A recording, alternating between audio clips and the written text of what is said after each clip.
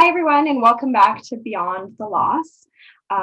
Today we are joined again with Danyelle Kaluski and myself. My name is Aditi Loveridge. I am the founder of the Pregnancy and Infant Loss Support Center. I'm also a specialized loss coach, and I am a bereaved parent, and my pronouns are she and her. Danyelle? Hi, my name is Danyelle Kaluski, as Aditi shared. I'm a bereaved parent.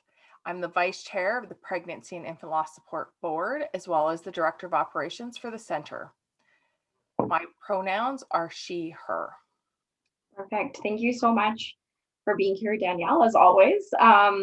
We are using this opportunity because Danyelle and I have really good chats while we are growing and creating and managing the work that the center does. And so we wanted for you all to be able to kind of be a part of our conversations. I want to make a note that these are our conversations. They're personal to us. So in no shape or form, my dog is barking. I apologize for that. In no shape or form is our what we are saying medical advice or professional advice. This is simply two bereaved parents who run a charity chatting about things that are important to us. So today's topic that we kind of wanted to touch on was grief, loss, and the process of grief and loss with partners. So yeah, I know like Danyelle, you and I have chatted about this a couple of times, like throughout the 2 years of knowing each other. But I think that it's a really important topic and one that I don't think people fully move towards, acknowledge, embrace, whatever word you want to find it. But I feel like it's not acknowledged as much in society and also within relationships, how loss and grief impacts that partner dynamic. Yeah, I agree. I don't think it is. When we experienced the loss of our daughter Emelina in 2012, when I started Googling statistics on grief and partners, it was like a 50% or 70% divorce rate. And that scared the bejeebers out of me because my husband and I had been together at that point for 11 years. And so I was devastated to think that we could become a statistic. Yeah, and like we know because we fill out so many grants and so forth that yes, people who couples that experience stillbirth are at 40% greater risk of separation. And I think one of the biggest reasons for that is that there was a quote that I read, and I want to share it now because I think it's super relevant. Is that grief innately is a selfish time, and it needs to be. And I share this with my clients often because when I think back to when my partner and I experienced loss, I wish I would have known that quote.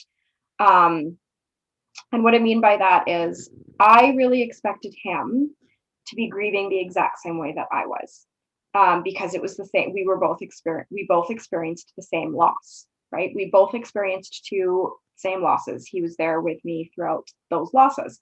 We lost our first two babies, two children. And so I just expected him to move through the process like me. And that wasn't it. And so when we talk about that quote, that it's a selfish time and it needs to be, how I take that is as partners, we each individually need to go within. We each individually need to do the grief work, whatever that looks like for us, because even though we've experienced the same experience, the way we're perceiving and moving through that experience are vastly different. A birthing person, such as myself, was experiencing that grief and loss vastly different than my partner was. And I'm not saying one is more than the other. Both are hard and both are difficult and both are complex, but they are different. And I think I was like leaning and almost like pulling on my partner, almost in a desperation way of like, why are you not hurting like I am? Right. And I don't think it was that he wasn't hurt. And I know now, because we're like 9 years past, I know now it wasn't that he wasn't hurting. But at that time, he felt that he needed to be strong for me.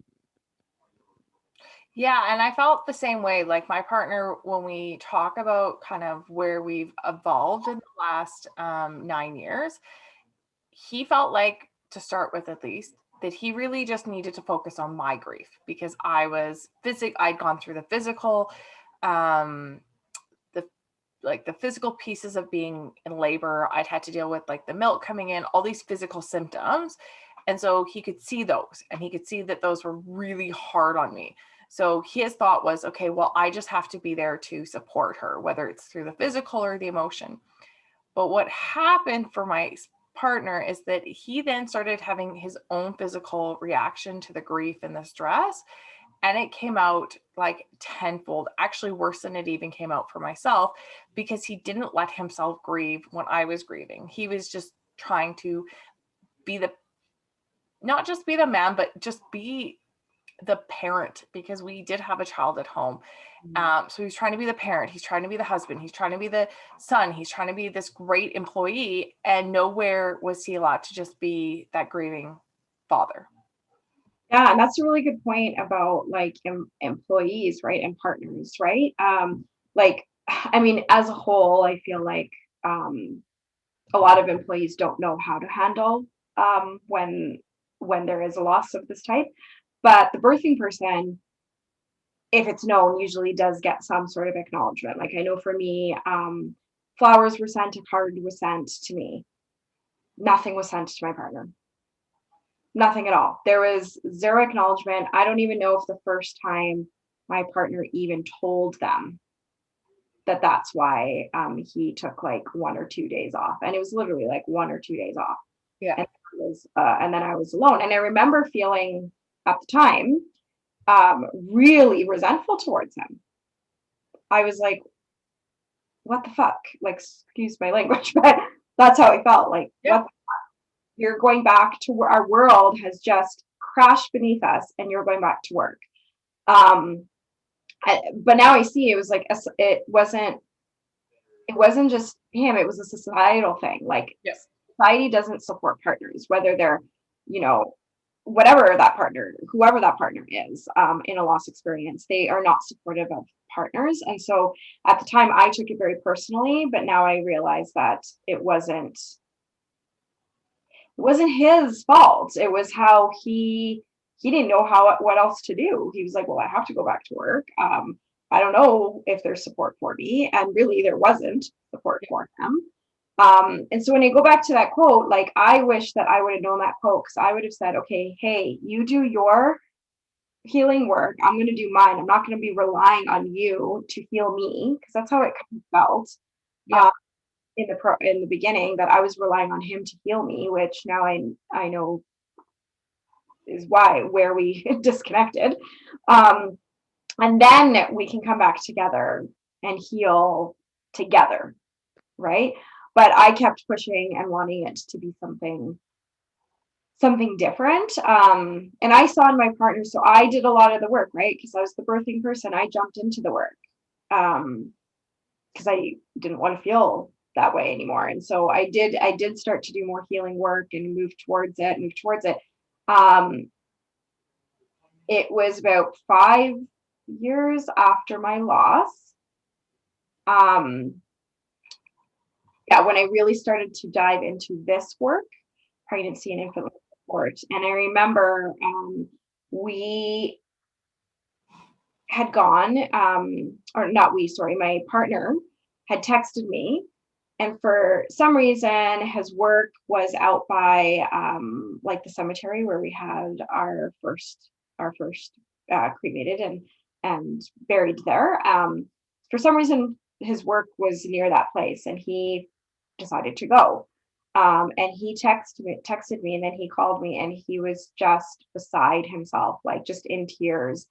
And he said it wasn't until that moment that it really hit him. And that was 5 years later.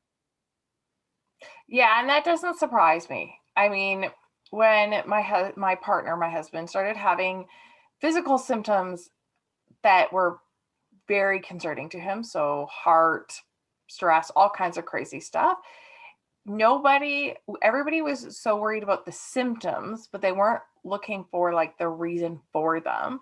And now in hindsight, 9 years later, we realized it was all grief. It was coming out physically for him.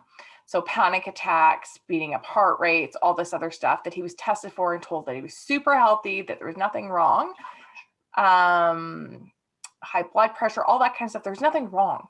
It was just the grief for him was very physical.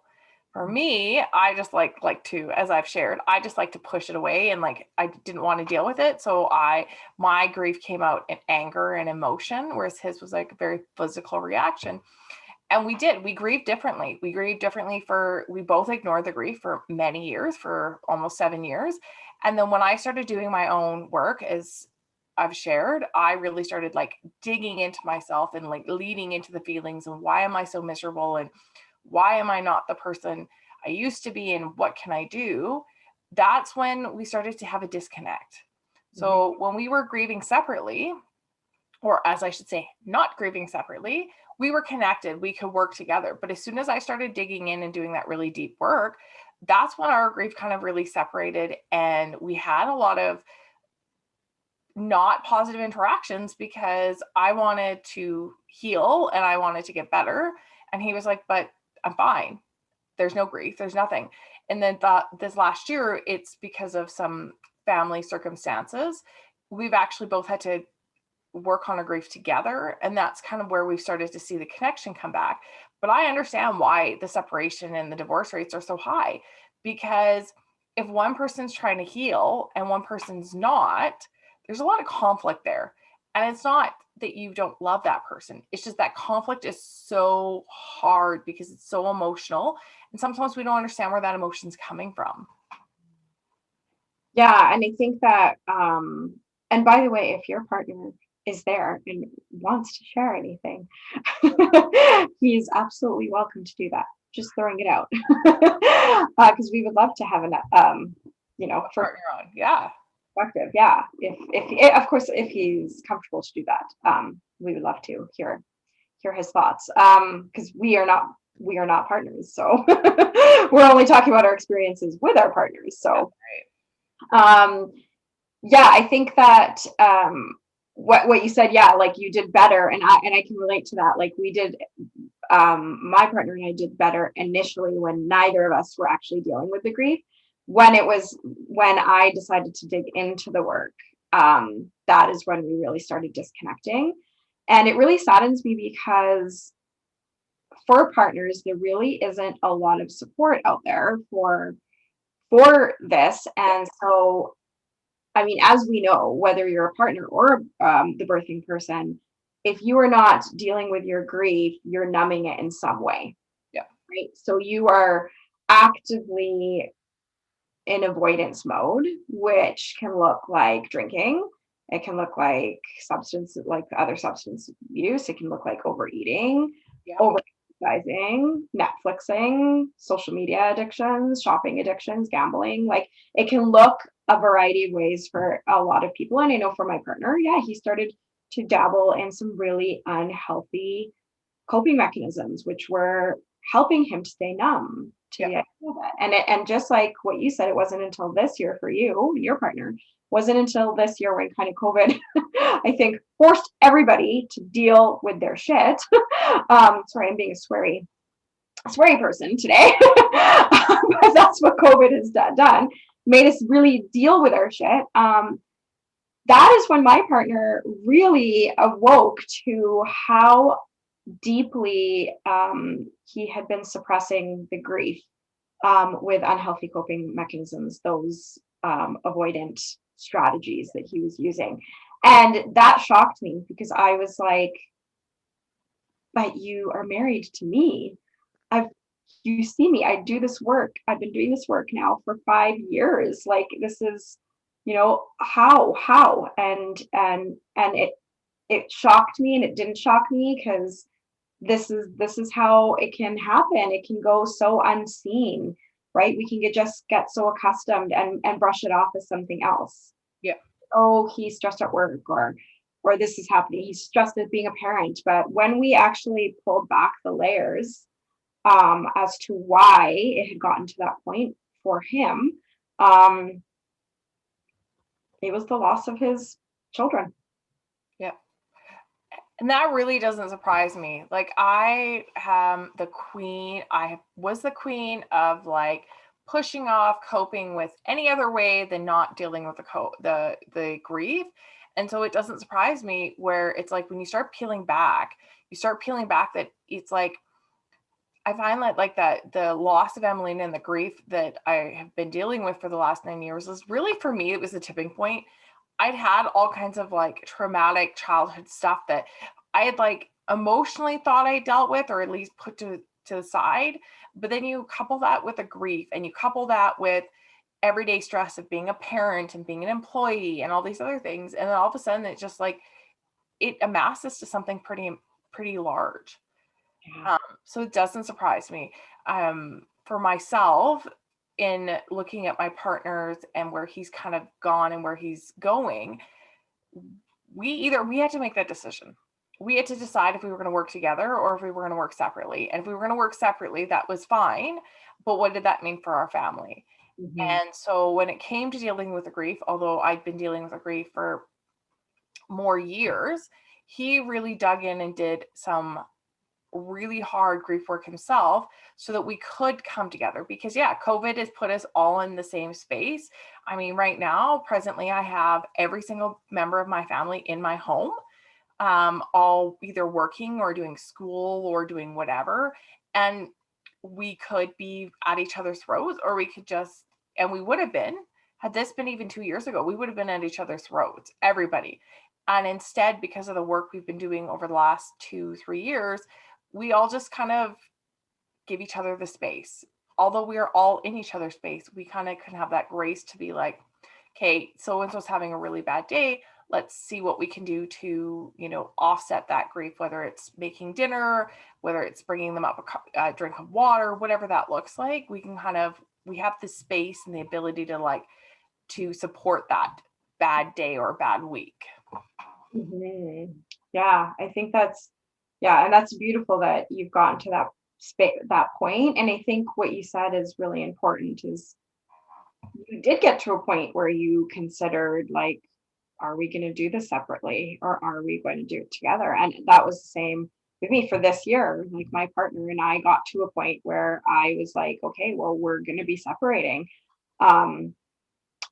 Because again, he had not acknowledged why it was he was doing those avoidant strategies. And when you numb yourself, and this is one thing that I've learned about grief, when you try to numb grief, we don't get, as humans, we don't get the opportunity to just numb one emotion, right? So when you are numbing grief and you're numbing trauma and all of that, you were numbing love, you were numbing connection, you were numbing joy. And that's where we found ourselves. So we weren't at each other's throats. We were numb. I don't know how else to explain that. For the last, I'd say 5 years, both my partner and I were numb. We were together. People saw us together. We would be laughing. We would be loving, but we weren't happy. Yeah. Because there was zero connection between the two of us because I had done the work. He had not. He'd avoided it. And that the coping strategies that he was using was numbing him to the grief, but it was also numbing any of that love and connection that we had together. Yeah. And he was a very present partner, present father, physically present, but there always was this gaping hole that I felt constantly. And I thought I was going crazy. Honestly, I felt like, oh my gosh, I'm making this up. What is this? And it was not until this year, until he uncovered it for himself, that holy shit, I've been numbing myself to life because I didn't want to experience the grief. I wasn't experiencing my life. Yeah. And until he made that switch, and then, like you said, with your partner, started doing the work for himself, then we realized that we could find ourselves back together again and do this together. It's been really, really hard to do it together because it's reignited a lot of stuff for me that I thought that I had moved through. But as we know, grief ebbs and flows, and it will within a partnership as well. It's going to ebb and it's going to flow. And I know this. But I also read a quote like 2 nights ago, and it said, sometimes couples have to fall apart in order to, what was it, know how much they need to come back together or something like that. And I feel like that's where me and my partner personally are, is he needed to unravel, I needed to unravel, we each individually needed to collapse and fall apart, if we had even the slightest chance of coming back together and grieving as a partnership. I totally agree. Like, and I was there years before you were. Like, this year was like the year where we kind of connected again, but we were in that cycle of, okay, we're really good, now we're really bad, but now we're really good, but now we're really bad, now we're really good, now we're really bad. And it just got to the point where it was like, why are we doing this? Mm-hmm. Like, why?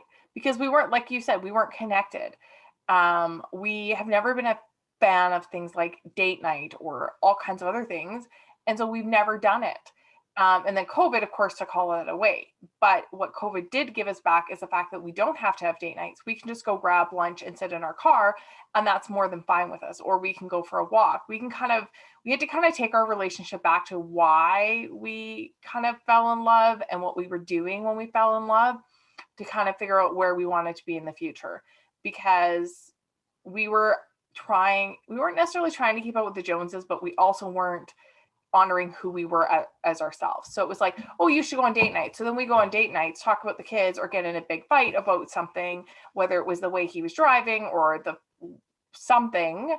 And then I would be like, well, I don't want to date you anymore because this is ridiculous. We just like, yeah. And I don't mean to laugh, but it just sounds funny. But I'm curious because I've actually never heard you say that. And I did not know this about you and your partner, but we are the same way. We don't do date night. Can I ask if you don't mind sharing, like, why you don't like subscribe to like the date night thing? I think because for many, many years, we were way too broke.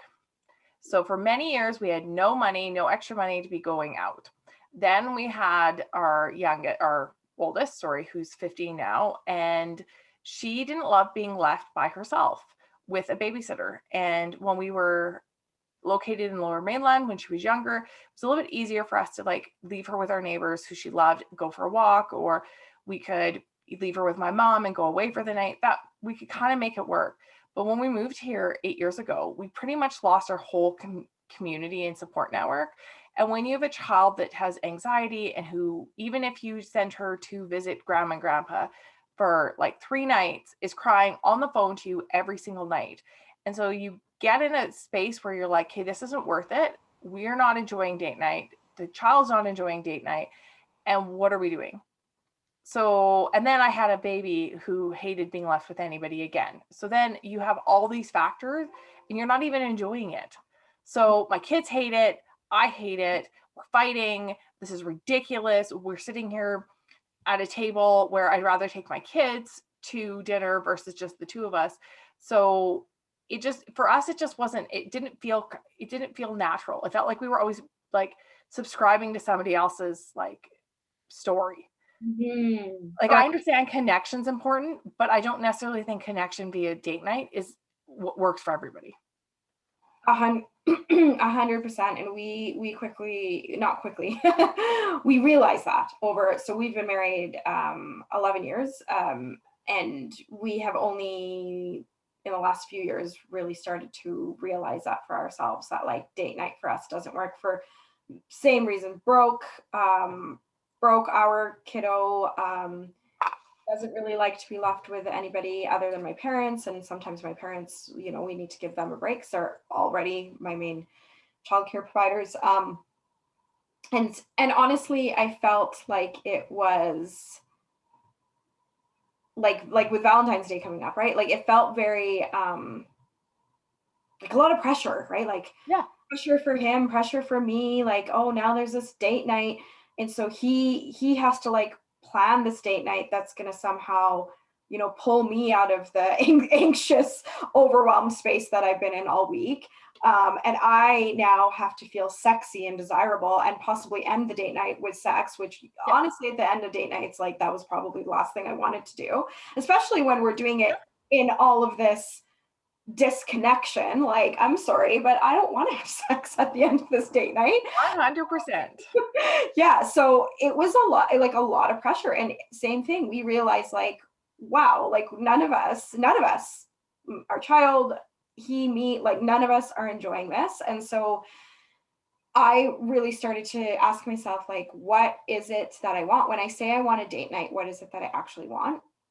And what I actually wanted was connection. And like not time, and not time, but like energetic connection to my partner. Yeah. Um, because for me, that is also how I feel like I want to move closer to you. That's how I build intimacy. I don't care about if you take me to a restaurant and feed me. I mean, I love to be fed.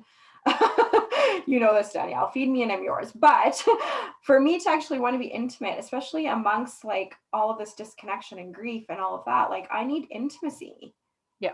For me, intimacy means energetic connection, not this like show that I think a lot that anyways me and my partner were putting on for I don't even know who, because who even cares, or right, or for the Instagram, like, oh, look at me having a date night.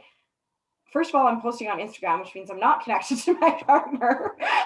And then we both go home and like fall asleep, right? You're not very connected. So we've started taking just like every single night, like before or sorry, after our child goes to bed, before we like numb out and watch the TV, because everybody needs that space as well. We will actually just take the 10 minutes of like phones aside and like have an actual conversation Yeah.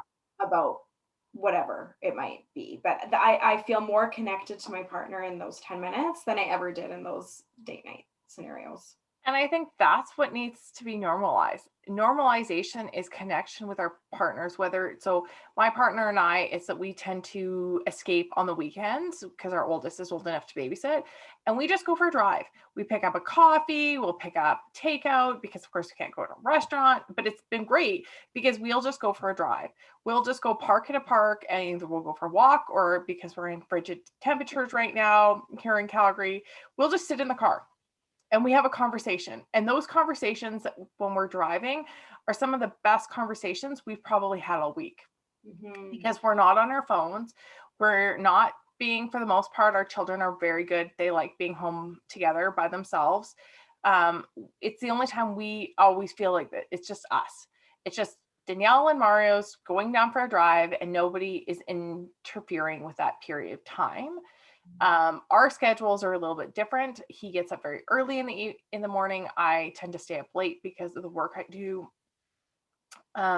So connection every night doesn't always happen, but we know that on the weekends, if I'm starting to feel anxious, it's because I haven't connected with my partner. Because at the end of the day, that's who I need to connect with. And when I feel connected, the anxiousness I feel is a lot less, or at least it's more manageable. Yeah. And for us, like we do the same thing. We've been doing like during COVID, we've been doing walks and things like that. Obviously, if we're in Calgary and right now there's like a polar vortex, so we're not walking right now. I refuse to walk in this weather. But yeah, we go for a drive. We did like couples counseling, and one of the things that the counselor had said was we need to think of this as like a quarantined time, right? So like my feelings, my anger, his grief, his anger, all the stuff that we want to talk about, we can't just fit it into our regular day amongst our regular conversations and responsibilities in life. It doesn't work that way. It trickles in and then that energy kind of overtakes the space. And so we've called this like our quarantined time, where it's like once a week, both he and I know this is our like once a week dedicated time where he can talk to me about like what he's experiencing in his grief process. I can talk to him about the frustrations. We can talk about the celebrations. We can talk about the wins that we've had, but it's like our time and we're not trying to fit it in amongst all of the other stuff because that's when it gets lost. And so we've been doing that and it's been working really, really well for us because we feel then more connected, right? So we're taking, and it sounds weird because I was like, we have to schedule time in to connect, but yeah, we do. Like the speed in which life is moving right now. And like you said, you have every single family member at home with you right now. It's a lot, right? We're all working, you and I mean, we're working like 80 plus hours a week, and that's being on the low side probably. Plus parenting, plus relationships. Like we do have to actually intentionally carve out that time, which is what we didn't do, which I wish had I known this initially, I would have dedicated a space for both he and I to talk about our grief, like a dedicated, intentional, sacred space where we could speak about that to each other instead of trying to fit it in, um, fitting it in around our life because that did not work. No, and we did the same thing. Like when my partner wants to talk, like he wants to talk when he gets home from work. Every day he comes in and he wants to talk. And I am still on work mode because I might have picked up our kids, dealt with them, got them situated. Now I'm working until I have to make dinner. And that's when he wants to connect, is right when I'm like, I don't want to connect because I am doing 25 million other things. So he would connect while I was busy doing something and I wasn't hearing what he was saying. Like I wasn't. And it didn't matter if we said, okay, we're going to spend 10 minutes every day at 4 o'clock to connect. It's not going to, it doesn't work for us. We need I'm smiling and not because you're literally speaking like that. You could literally be me and my partner. That was exactly what was happening. Yeah, and I couldn't falter him for needing that connection after he got home from work, but I also was trying to, be the mom, be the employer, employee, whatever the roles I've been playing, I couldn't play them all and still connect. So then he gets frustrated and he starts disconnecting because like he feels like I'm already disconnected. So figuring out when to connect is important. Not expecting, like I would say, don't expect to connect with me when I'm making dinner. If you want to have a conversation while I'm making dinner, that's amazing. But I cannot connect with you, make dinner, and manage the rest of our household. We need to focus on connection time. So like you said, after your kiddo goes to bed, you guys connect for 10 minutes. We always take time on the weekend to connect, and then we find time during the rest of the week. It could be that we close the door right when our youngest goes to bed, and sometimes it's right after dinner. Our kids are typically happy to watch TV or do their own thing. One's 6, one's 15. We'll just close our bedroom door and connect right then and there before we go on to bedtime meetings, whatever. Mm-hmm. And I think what both you and I are saying, or like both what our experiences have led us to understand, is that connection with our partners through challenging time doesn't need to be fancy. No. Right. And I think that there's this notion, like my partner and I this year did seek like marriage counseling, but it doesn't need to be marriage counseling. What it is it's like it, or date nights. What it needs to be is like figuring out for the two of you what connects you. And that's going to look really different for each partnership. But it's about how do we connect and like in this sacredness that is this partnership, right? And I like what you said, not like prescribing to what other people's ideas are, but like really what makes us feel connected. And yes, maybe that's counseling to get some ideas, or maybe yeah, it's simply like a drive in the car or a walk with each other, or meditating together. Like we've started to do meditations together. Whatever it is for you as a couple, but I think that for me, that's what I'm hearing both of us like saying, is that figure out in its simplicity what connects you, but also understanding that when you're initially moving through that grief, it's super normal for you to grieve separately, and you actually should kind of separate, but then have moments of connecting. So you kind of separate, connect, separate, connect, separate, connect, so that you're not separating solely or like desperately reaching for your partner to fix everything. Yeah, because as we have experienced, nobody else can quote fix us. We need to do the work ourselves. Mm. And when we do the work ourselves, I feel, or I've become more confident in knowing what that work looks like. And that goes for partners too, right? Because partners, I think my partner, and again, if your partner's there and wants to share, I'd be happy to hear his thoughts. But I think my partner thought that his grief would get better when I did. Yeah. And it was actually the opposite. His grief got worse when mine did, when mine got better. Yeah. And I would say 100% that's where we were. And like I always say, I personally ignored the grief for a good 7 years, with it like kind of ebbing and flowing, but really not working on it. So when I started to do my grief work and started to become, as my family says, like a new Danyelle, that's when we realized that's when I kind of started pushing him and saying, well, you're not dealing with your grief, and these are physical symptoms of your grief.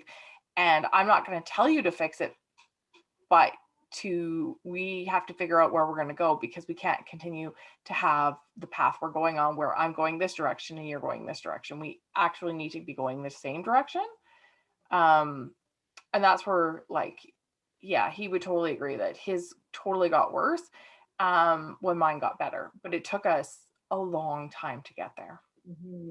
Yeah, and I actually had thought to myself, maybe I have evolved. And when I say evolved, I don't mean this as like a human, not like I'm not placing myself above anybody. But what I mean by that is in my grief work and the journey of the loss experience, I felt like maybe I had evolved past my partner. And Yeah. for me, I always felt like me evolving past my partner meant that was the end, right? And that's where we got. And it could have been. It could have been. But what ended up happening was we had really honest conversations. He started to realize he was not dealing with things in a healthy way. And with that evolution, I invited him to meet me there. But I think that happens in many partnerships, is one person evolves while one maybe is evolving at a slower pace, or one stops evolving, and maybe that's where that partnership disconnects and each goes their separate ways. But if you invite your partner up and they are coming up and you meet in that space, it can be really, really powerful.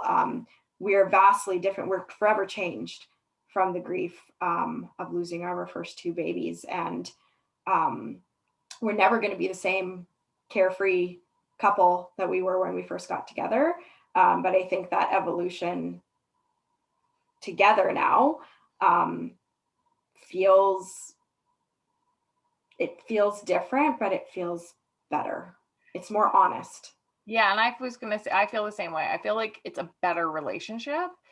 My partner and I have been together since we were 23 or 21 years old. We got married when we were 23. We were young, we were young adults, and we've evolved many times just in age and career and stuff. But the grief is where I feel like we've really like strengthened, and we've really like evolved to where I'm like, yes, I like who we are.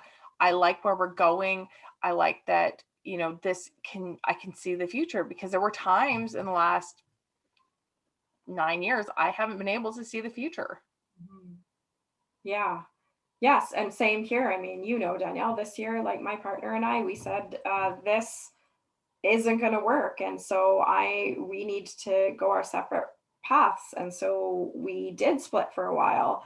And then we found ourselves back after really breaking down, and then coming back. And so, yeah, I understand why couples separate. And I think that when couples separate, I mean, of course, that can also be a good thing, right? Depending on the couple, right? That can definitely be a good thing. For us, we realized that we could do it differently, or at least try to do it differently than what we have been doing over the last few years. And it's felt good.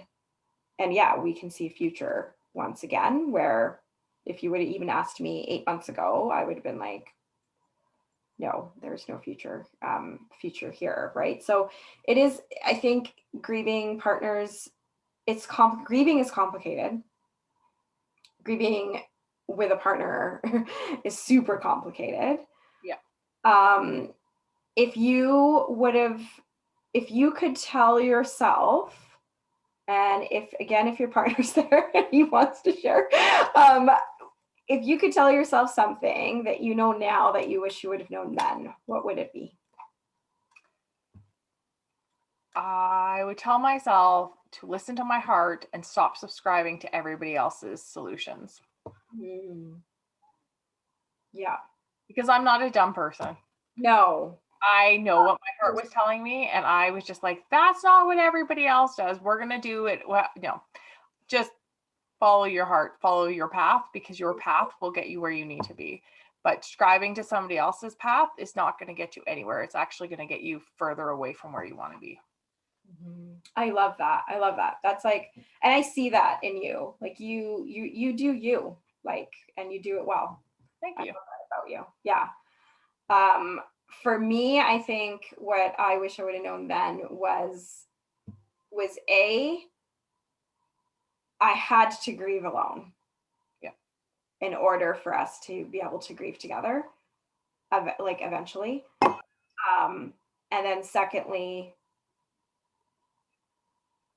that evolution that I was speaking of doesn't need to be the ending point. It can be for some, but it doesn't need to be that point. You're gonna, and also realizing that you are going to be different, right? Like I knew I was different, but yet I was expecting my relationship to be the same. Yeah. And so I wish I would have known that, like, we are going to be different. But again, as I've said before, like perhaps I needed to be, I 100% know that perhaps we needed to be. We needed to be vastly different in our partnership. So this has allowed us that opportunity. We almost didn't make it. And who knows? Who knows what the future's gonna bring? But we almost didn't make it. And we're now just starting to find our way back to each other. So it's a feeling to find our way back. But again, I don't know what's gonna happen in the future. But it's nice to know that like we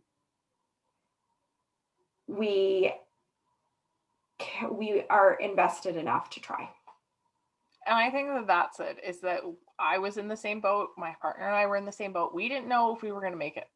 We had these two great kids, and we really didn't know if we were going to make it. We were living a life that from the outside looked good, but from the inside was a disaster. And I think really learning to follow our own paths and really learning to lean into the uncomfortableness allowed us to end COVID. Like the fact that I realized that I really enjoy my husband. He drives me mental, but I really enjoy his company.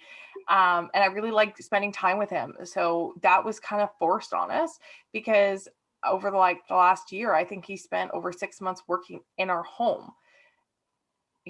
So I think you're right when you say that, like, I didn't know if we were going to make it. It was just through pure, I think sometimes determination, stubbornness, and just the willingness to know that both of us need to work. Like, it's not just like I'm faltering or he's faltering. We were faltering. And if we are faltering, then we're not going to work together. Mm-hmm. Exactly. I totally agree. And again, I'm going to just state that, these are Danyelle's and my experiences. We know that couples separate, and that is also okay. Like I said, me and my partner separate. Danyelle knows this. In September, we separated of this year. We are now finding our way back to each other. Again, I don't know what the future is going to hold. But I think that it's important that we talk about it, right? A lot of people see me. I posted on social media. A lot of people have no idea. This is the first time I'm like really publicly speaking about the fact that we did separate. And I think it's important that we talk about it, because what we see isn't always what's happening. Like you said, that picture, the outside picture looks great, but nobody actually knows what's happening on the inside. That's why I think conversations like this are really important, because that separation, that breakdown in partnerships, especially after loss, is real. And we at the center, we want to acknowledge that, and we want to make it a safe space so that if you and your partner are faltering, you can come and be understood and find your path back, whether that path back is together or whether that path is separate. But you can be in a space with other bereaved families that understand or can relate to some degree the complexity of loss and partnerships. And it doesn't matter how many years. Mhm. What we both share today, I want to emphasize, is the fact that it took 7 years, 8 years for myself and my partner for us to really start digging into this. It took Aditi the same amount of time for them to really, for things to come to fruition and for them to say, no, this isn't working. So we're not just here to support you in your first days of grief. We are here to support you in your years of grief. So if in 5 years you are having, you know, a marriage breakdown or you're in a spot where you're not happy, that is what we're here for. Grief is a lifelong journey, and we are here for each moment or each milestone that you need us for. 100%. And that is why we also have created the Partners in Loss Peer Support Group. Our Partners in Loss Peer Support Group is facilitated by a wonderful partner in loss. And it is for partners. So it is for people that identify as husbands, it's people that identify as wives, it's for our same-sex couples or non-binary partners. It is for anyone who identifies as a partner who is not the birthing person that has experienced loss. You all deserve the space to show up for yourselves in this healing journey. So if you are interested in joining a Partners in Loss group, or if you yourself are the birthing person and have a partner, and you're listening to this or watching this, I would encourage you to share with your partner that there is a space, and give them the permission, because I think my partner would have greatly appreciated having that space, and still does appreciate having that space where he can go. So check it out on our website, and we would love to have your partners join. Yes. Any last words, Danyelle, that you would like to share? Just that we're here to support you, your partner, your parents. We are an all-inclusive organization. So please refer us to your friends, your family, and your partners, because we're here for all of you. Yes, and next time we will, for Beyond Loss, we will be joined by another guest, which I'm excited to have. So this will be our just Danyelle and I today, but next time we will be with another guest, and we look forward to having you back. So have a good rest of your day, and we'll Thank you very much. Beyond Loss. Thank you.